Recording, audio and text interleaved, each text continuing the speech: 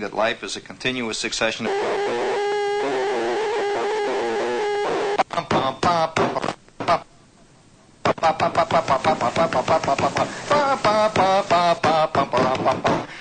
you know that the ending to the overture of the 1812 overture by Peter Tchaikovsky goes on for at least 45 minutes.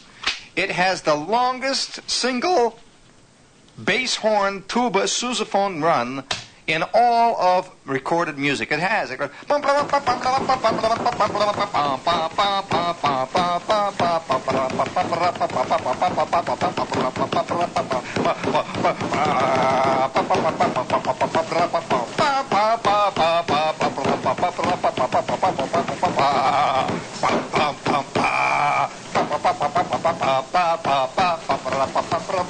Help! Help! We're drowning!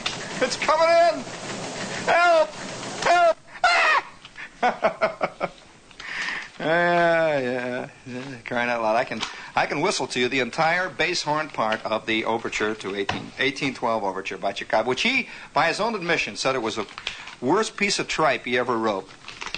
Very embarrassed about it after it was over. The cannons, I tell you about the time the cannon went off. Oh yeah, they got cannons in the end of that one, and the cannon went off. We had a cannon that we had made out of a milk can. A big Borden's milk can, you know, the kind with a big metal top. I don't mean the kind of can you buy at the Daches or something. A big can, big 32-gallon can that they transport milk in. And we had this this blank pistol. It was a 38, a great big police 38 blank. It shot blanks. And when we would come charging down the home stretch with, how did it go? Ba, ba, ba, ba, ba, ba, ba, ba, ba, ba, ba, ba, ba, ba, ba.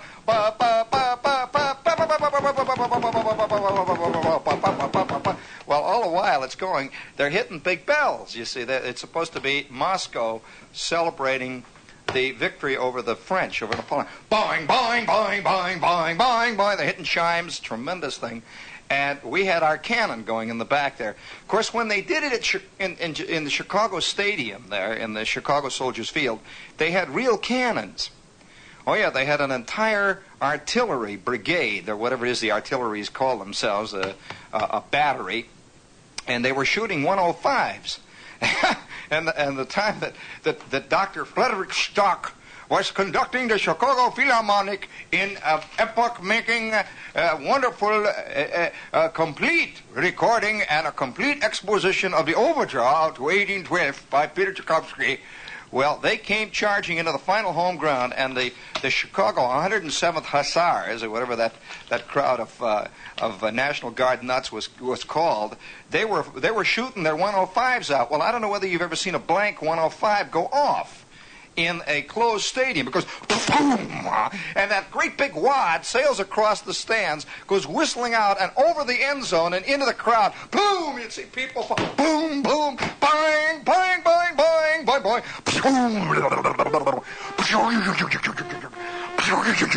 Oh boy. My old man almost, I'll tell you, that was one of his great moments in his life. You don't want to hear any more musical memoirs here tonight, do you? About how the can we had in the middle of our, well, it was the national tournament. You know, the bands have national tournaments, and bands and orchestras, high school Class A bands, and we went to the national. And our big thing was the most florid, spectacular, sensational rendition of the Overture to 1812 that had been heard ever since the fall of Napoleon outside of Moscow, I mean, the retreat. It was fantastic. Well, we thought it was.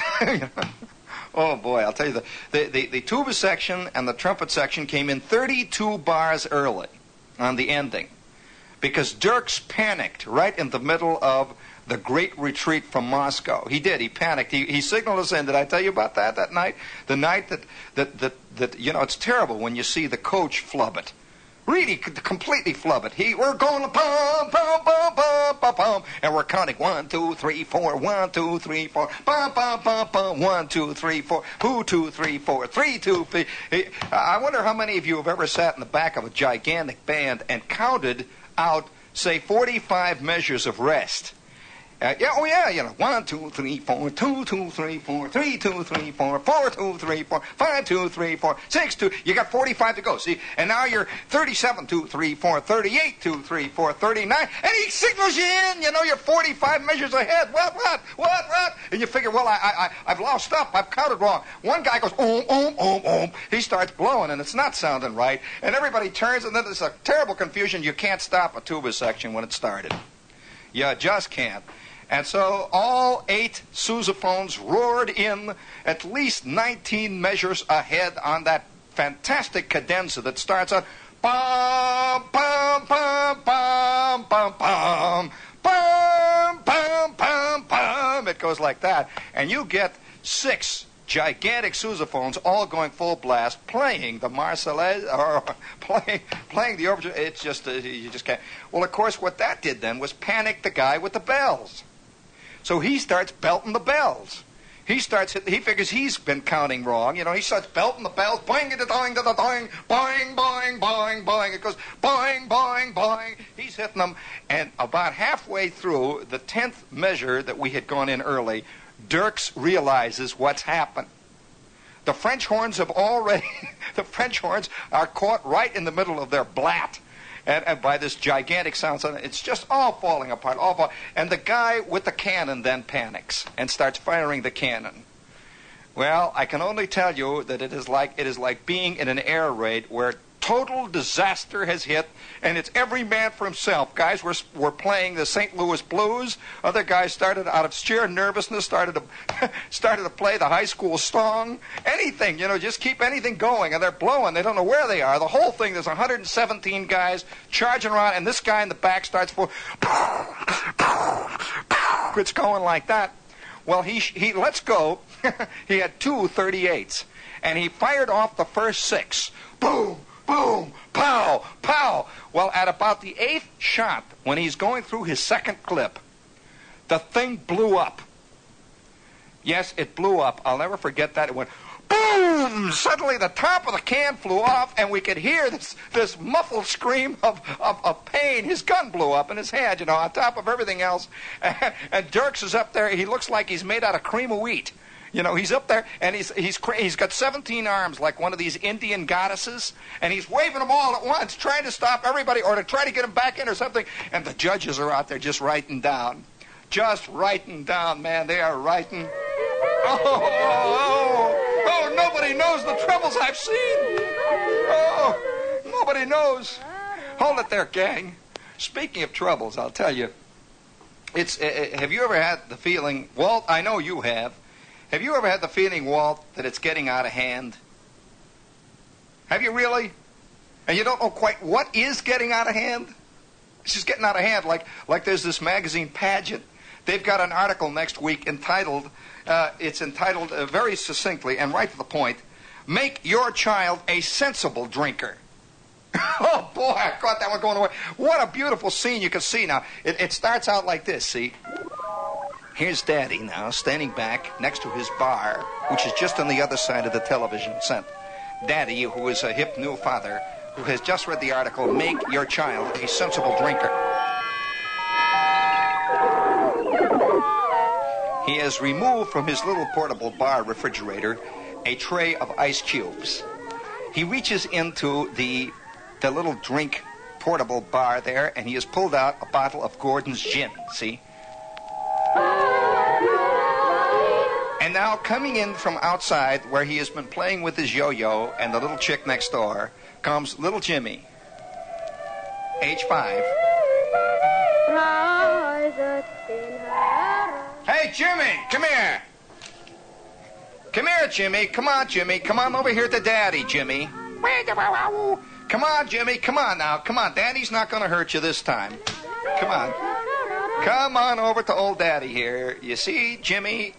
Now look, you've seen Daddy You have seen Daddy, Jimmy. Now sit here for a minute, Dad. Now, Daddy wants to talk to you. Sit on Daddy's knee, Jimmy. Oh, little Jimmy. That's all right, Martha. I'm going to start now. Yeah, I think the kid's ready, yeah. Now, Jimmy, have you wondered about Saturday nights when Daddy falls down and hits his head on the pool table downstairs? Have you wondered about that, Jimmy? Have you wondered on those nights when Daddy sings and yells and hollers? Have you wondered? Now, I don't want you to have the wrong idea about what that is. Have you wondered on Sunday mornings, Jimmy, when you want to come in with Daddy and play with Daddy, how Daddy screams, "Get away, my head's killing me, kid!" Well, have you wondered about those things, Jimmy? Well, Jimmy, today I'm going to get you off on the right foot, Jimmy. Now, you see, Jimmy, this is what we call a martini shaker. See, this is a martini shaker. Now, say it after Daddy. See if you can understand. Martini. No, martini shaker. Very good, Jimmy. Now, this is a martini stirrer.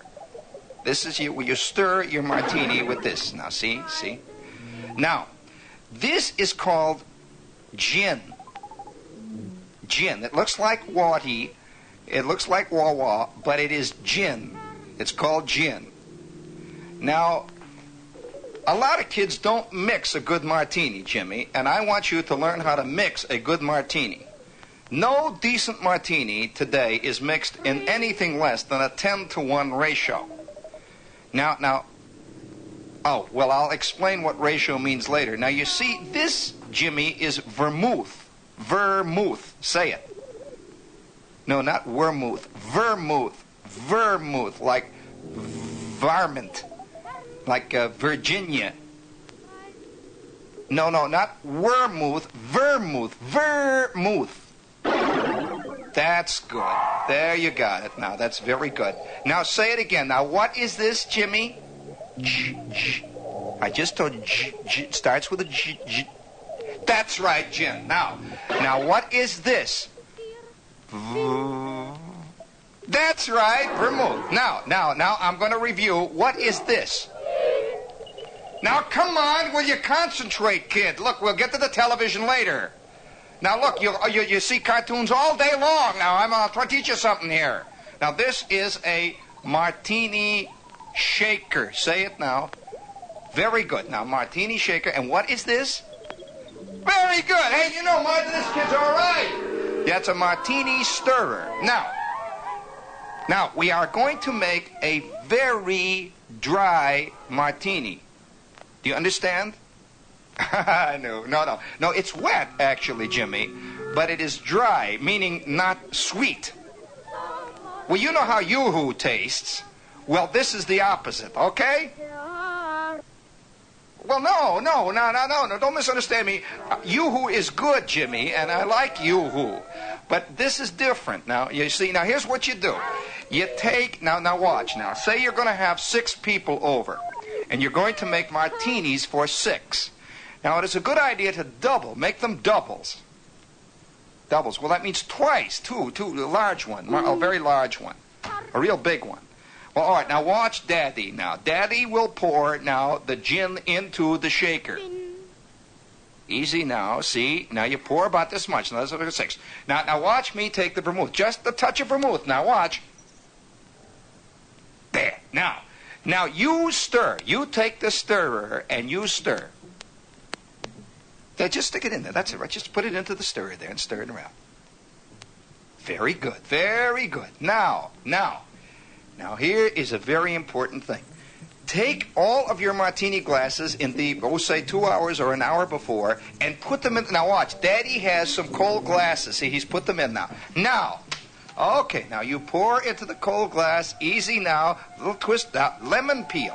Lemon peel. Got it there? Well, no, we're not making lemonade, Jimmy. Not exactly. You don't put lemon juice in it. That's got lemonade. You just use the peel. Look, I don't want to explain to you why. It's just do it. Put the lemon peel in it. You want to learn how to do it or not? All right, now, just put the lemon peel in. Now, all right, now we're all set now. Now, we both have martinis. You have in your hand, Jimmy, a martini. All right, now here's what you do. You see the... Now here, take some of the little the cheese crunkles there. Now take a cheese crunkle now and eat a cheese crunkle. And now tell Daddy a funny story about what happened today when you were coming home from school. And while you were doing that, sip your martini. You don't drink it. No, don't gulp it. Oh, for God's sake, wait a minute. Don't gulp it like that. Here. Now wait a minute. Hold it there, kid. Now just go sip gently your martini now. And when you do that, talk. There, that's very, very good, kid. Very good. All right, now, I'll tell you what you do. We'll pour another one now, because any kid who's a sensible drinker can handle at least 2 martinis on an afternoon. Let's go, kid. Hey, come on in, Martha. Come on. Why, you little bum, where'd you hear that story?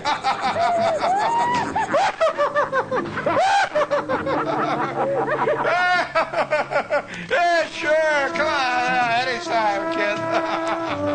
What'd you say your name was, kid? You come around this joint often, huh?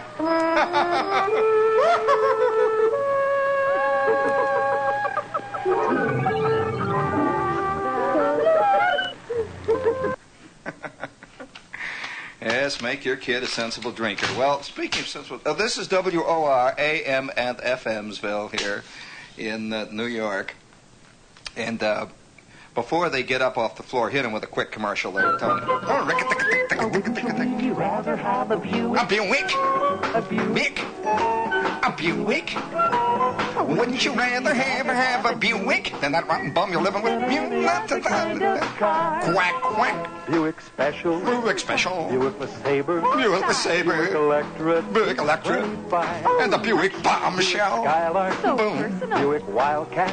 Wildcat. Buick Riviera means adventure when And the Buick Milk Toast for little people who are very nervous. this year. Quack. Wah, wah, wah. Quack, quack, quack, quack. Rack-a-ta-ta-ta-ta-ta. Wah-ta-ta-ta. Wah-ta-ta-ta. Quack, quack, quack, quack, quack, quack, quack, quack, quack, quack. So Wouldn't you rather have a Buick? A Buick? A Buick? Or wouldn't you really rather have a Buick? this year. Quack, quack. Well, we moved them Buicks off the shelves, didn't we, there? It is a, you can look at it a couple of ways there. I mean, if you extend that philosophy of, to teach your kid to be a sensible drinker, you can teach him all kinds of things. Oh, boy. Wouldn't it have been great, old man, if at the age of 9 in school you had really learned how to make the scene with the boss? Right from the very beginning. Too many guys from the very beginning of their lives are too truthful, Yeah, how many kids say, I don't like to play golf, for crying out loud, I don't want to go back. That kind of stuff. And that never helps you. Just to teach your kid from the very beginning on how to be a good toady. How to become a yes man from the very beginning. How to start, because education, comes, I think, in about 19 different forms. And the one form that we rarely ever encounter it in is the form of what really happens to you in life. How much do you learn in school that has any bearing at all, any relationship at all with what you've learned in life? And this is not a discussion. Oh, no. I mean about the real stuff. I have a feeling sometimes that education is a great game generally, unless it's a specific education for a specific technical thing that you do. But I think it's some kind of a great game that we have all learned to play, and somewhere along the line, this game has assumed the shape of some kind of an enormous, impregnable, just a gigantic pyramid. And we all agree that we will be involved in this thing. We will play the game. It's like a big game of Monopoly. Everybody agrees that it's only play money that you're playing with. And if you all accept the premise, it's okay. You don't mind it. You can sit for the whole life, your whole life, and play Monopoly with the play money, and you can play railroads and play things and back and forth. Yeah, and some people do. Some people spend their whole lives in one way or another making believe. And they will make believe to such an extent that many a college professor I know is so completely involved in the pyramid that he never really sees that it has any relationship to that stuff he sees on the street. The guys laying in the gutters and other guys fist fighting and people banging into each other with cars and wars blowing up and all that. The two things are separate. Life and education. They rarely come into contact. They rarely touch. Really, it's true. And I remember one time, speaking of learning, the real education. This is a real education moment. One of the things that, generally speaking, we learn about various things in life. One of the things that we're always taught, we're taught such things as skill. We believe that when a guy plays a game, he plays a game. We do. You believe that Mickey Mantle is always trying to hit the ball. You assume that. Yeah. You assume that, and when we go through life, we assume that when a guy's driving down the street, he's trying to drive his car right. What makes us assume that? Do you know that psychologists will tell you that more accidents are caused by design? By desire to get back at something. Not even the guy in the other car. A desire, for example, to kill yourself. Yeah. A desire somehow to make one big statement, and the next thing you know, the guy has gone off and hit the center line. He's bounced off the safety island. He's gone through 17 yards and finally knocks down the side of a house. And everyone says, well, he must have fallen asleep at the wheel or had a heart attack. Well, now, that's because we assume that whenever somebody's doing something, he's trying to do it. He's really trying to do it. Well, let me tell you the time that I learned something. Boy, it has never left my consciousness ever, because it hit me at a time when, one, I was very vulnerable, and two, it cost me D-E-A-U-X, bucks, dough, money. And money at a time when I had very little of it. Not that there's ever been many occasions when it's been the opposite. But I mean, I had none. Here, you want to know the scene? All right. Let us call this story The Afternoon of the Great Ping Pong Shark. Okay. I am this guy, see. You got to understand, I'm this guy. I have come out of the Midwest where, when a guy plays baseball or a guy plays football, it comes out of that morality that is part of American life regarding sports. When he plays baseball, when he plays football, it is always assumed that he's playing it. He's really playing it. Oh, yeah. And once in a while, we are shocked to the core when we find that somebody has thrown a game. And so we pretend that this is a very unusual thing. And we also pretend then that we've got to catch the rotten culprits that were responsible for this rotten, dastardly deed. Well, I came out of that background, And I play everything I do all the way. So I'm this guy, and I'm in this army, which, of course, one of the great things that you learn about life is that very few things ever seem to be what they are, and also very few things are what they seem to be, conversely. You assume that an army is always in a war, for example, to win the war. Not necessarily so. You assume that, say, a general is in the war, and he's in the war because, he's patriotic and all that. We never seem to assume that he would love to get an extra star. We never assume that a dictator becomes a dictator for any other than some kind of nutty idealistic reason. Unless he's a rotten dictator, in which case we always assume that he's a rotten skunk. Whereas, as a matter of fact, everybody would like to be in charge of everything. No question about it. But we never want to assume that. We don't like that. But so for this reason, we believe every time a dictator gets in, he changes later. Castro changed. See, he started out with great ideas, and he wound up a tyrant. No, I'm sorry. This is part of the educational process, which you eventually have to learn. Either that, or you'll either go out of your skull, you'll become a great abstractionist, you'll become an ivory towerist, or you will become a stamp collector, or you can do any one of 1,000 things to escape life. Yeah, you can be a playwright, for example, and produce a whole make-believe world. Has nothing whatsoever. As long as everybody accepts your convention, you're okay, As long as everybody in the audience wants to make believe too, then you're all right. But I'll tell you how it happened to me. Right in this town, Tony. This is the town, boy. For any of you guys outside, you don't see it as clearly as you ever do here, boy, nor as sneakily. It's a great town. I can only recommend to those of you who think you know about it, come here for a while. You guys up in Fat Clam, Vermont. They say, oh, yeah, I get letters from guys in Allentown. They say, well, you don't know. Oh, Allentown is very, I'm sorry, fellas, in Allentown, or in any of the Allentowns all over the world, it is very hard to detect what's really going on because it hides better in Allentown. And you see, because with the numbers, with multiplicity comes a kind of nutty honesty. In short, when there are 14 million guys in one crowd, all those 14 million can really be as rotten as they want to be because they figure they can always melt into the crowd. They kick you and belt you one and disappear into the crowd. Now, you don't see this so much in smaller towns, and it isn't because they're better in smaller towns. It's because the pressures are different. And I believe that as our world gets more and more populated and great, great hordes of people begin to cover the entire earth, you are going to see more and more how man really is, as opposed to when there are only 3 guys in a cave and they have to depend on each other to fend off the saber-toothed tigers. Very different when there are 14 million guys. Well, that's why I suggest you come here once in a while.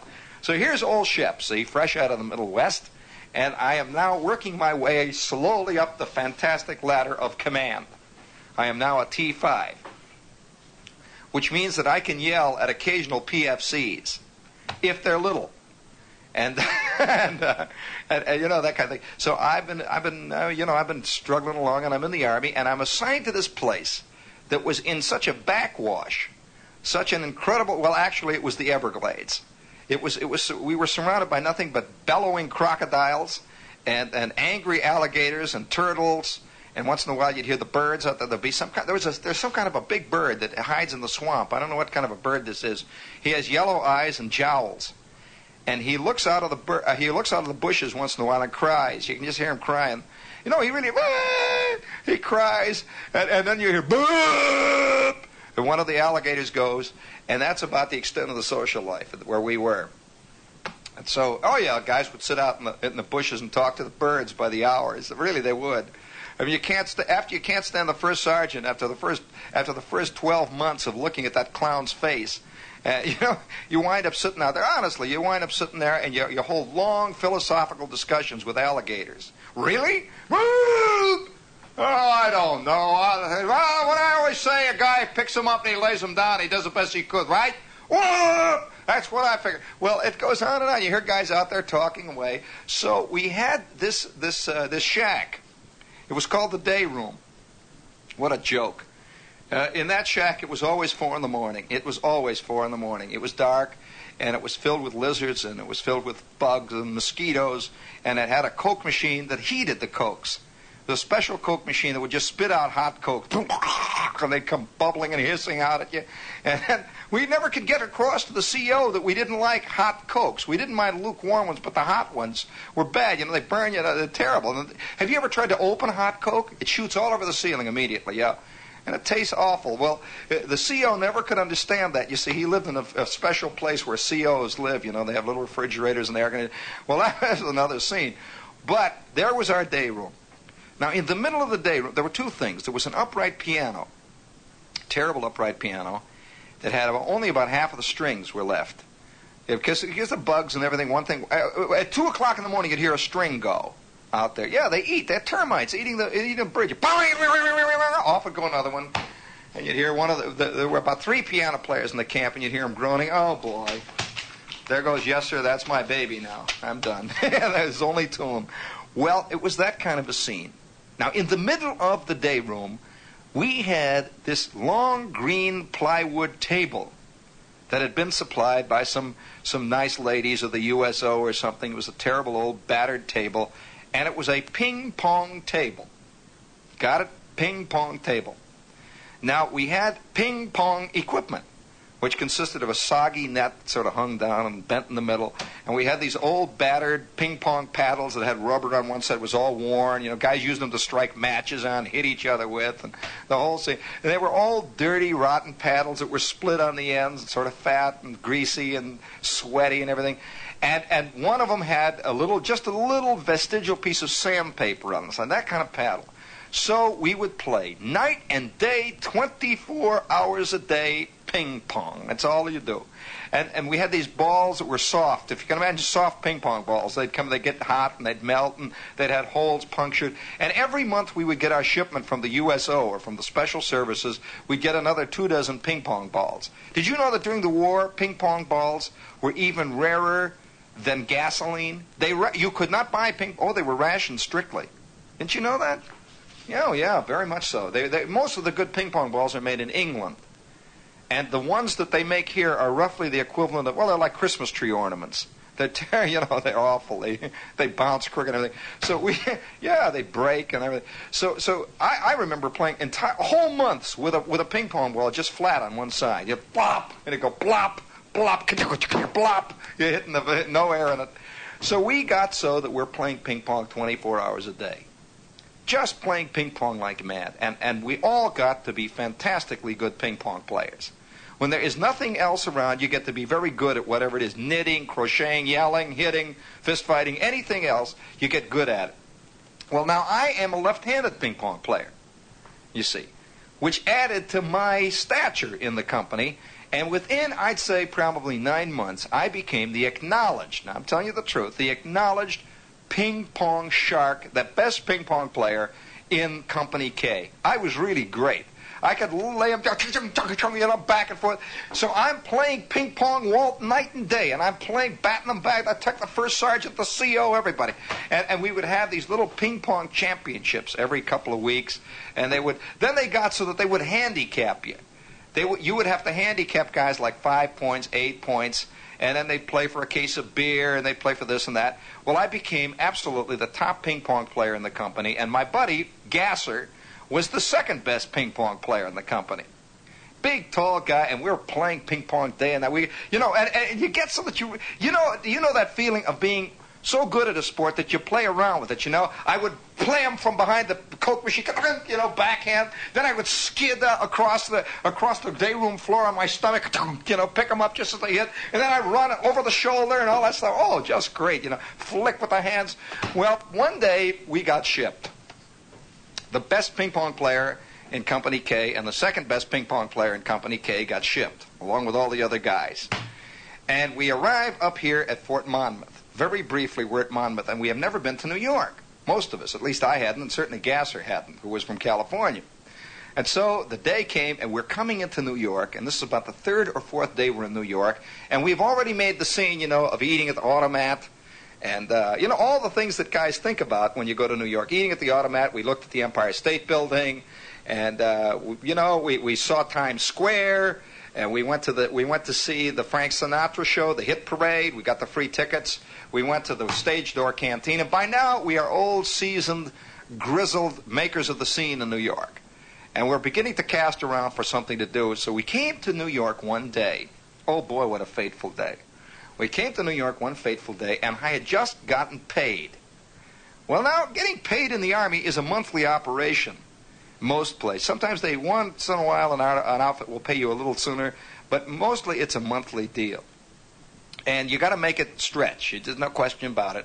And so on Wednesday we had gotten paid, and I've got my dough in my pocket. I got about $50, something like that, which is a lot of dough when you're in the Army, And so I am paid now, and I'm playing it real close to the vest. You see, I'm not a great spender. I'm playing it real close to the vest.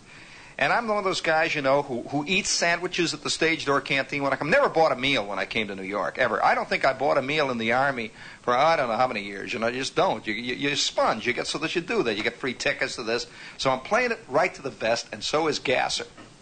We come to New York, and we go out, and we get our free meal. We're fooling around. It is now Saturday night. Saturday night. And it's a great Saturday night. We're walking around, making the scene, and looking at all the things. We go into the Pepsi-Cola canteen, and we're talking to the chick there. That's where the Castro place is now on Times Square. And we're talking to the chick and behind the desk there, and she says, yeah, she's suggesting things for us to do. And finally, she says, well, what do you like to do? I mean, outside of the obvious that I can't help you with. And so Gasser says, well, ping pong, by God, ping pong. Where can we play some ping pong? We hadn't played, since we left down south. It's been about a week. So, and when you get to be a nut on ping pong, you got to play it all the time. It's worse than bowling. So he says, ping pong. She says, oh, ping pong. Hey, Charlie. Well, Charlie comes over from behind the Pepsi-Cola thing, and she says, Charlie, what about ping pong? These guys want to play ping pong. He says, oh, ping pong. Hey, there's a great place up on Broadway. Right up on Broadway, up down there. Right up Broadway, a few blocks. And so he gave us the instruction where the ping pong place was. He made a telephone call to find out if they were still in business. And they said, yeah, it's a professional place where you come in and you play ping pong. You put down, what is it, a quarter a game or something like that. They give you the paddles and you play. And so old Gas and I arrived on that fateful moment. We came up the stairs. It was an upstairs place, I remember. Have you ever seen really beautiful ping pong layouts? Oh, boy. If you're a ping pong man, your hand begins to itch. They got these magnificent tables that are just green. They just stand there like jewels, and they're lined, and those nets are tight and white. Oh, boy. And they have the lights that hang down like pool tables, the light, beautiful light. And then that big area back and forth behind the tables, where you can play. It's beautiful there. And they have the racks with the paddles, all different kinds, the sandpaper and all kinds of paddles. And so we walk up there, and Gasser says, wow. I say, wowie. And a couple of guys you're listless, like, then up at 21-2. They're playing ping pong, and we're watching this. Hey, they're looking pretty good. Yeah, so remember, these are two real ping pong players watching these guys play. Gasser, oh boy, look at this. And so a guy with a green eye shield comes over shortly thereafter and says, you guys want to play? Yeah, okay. He says, well, what table do you want? So we look around. Oh, that one over there. Okay. And so we go to a fairly secluded table. The light is lit. He lights the lights. He says, well, pick your paddles. So we pick the paddles. And he puts a couple of balls down. He says, okay. So here it is, this buck in advance or whatever you play. So we start to play. Gasser and I, we're getting back in the shape, Oh, we never played on tables. Live tables, Walt? Oh, boy. They bounce. They don't just slither across. They're playing great. Watch this, Gasser. Watch this, boy. Old Shep's got that old cut going again. Watch this now. All right, watch that corner, Gasser. I knew I'd get you. Caught you going away, Dad. Well, we're playing away there, sweating it up.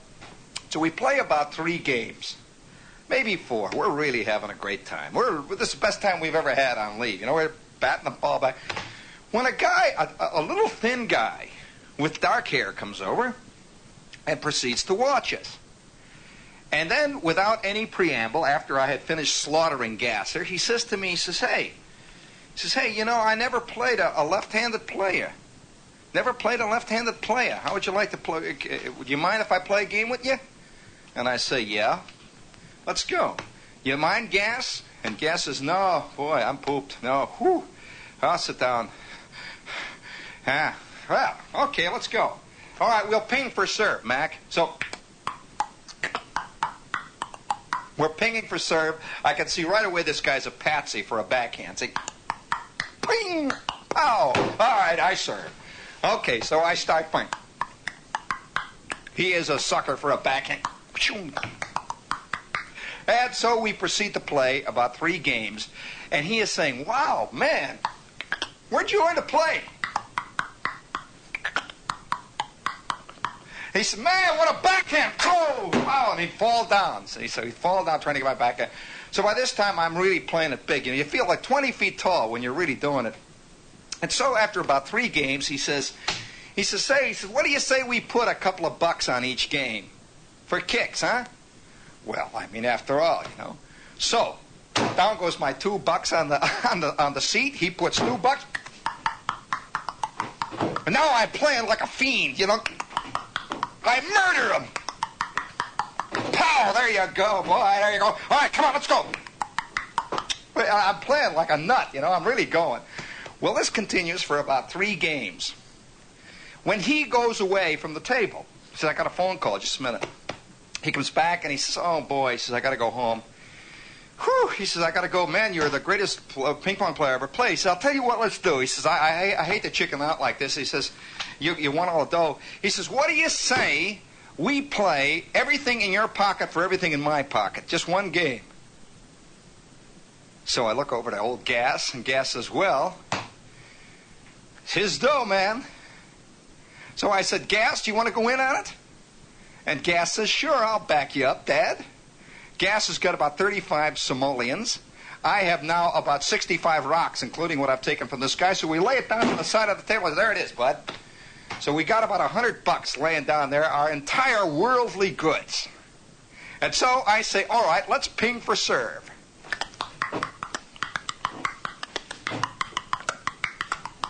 We're pinging like 10 minutes.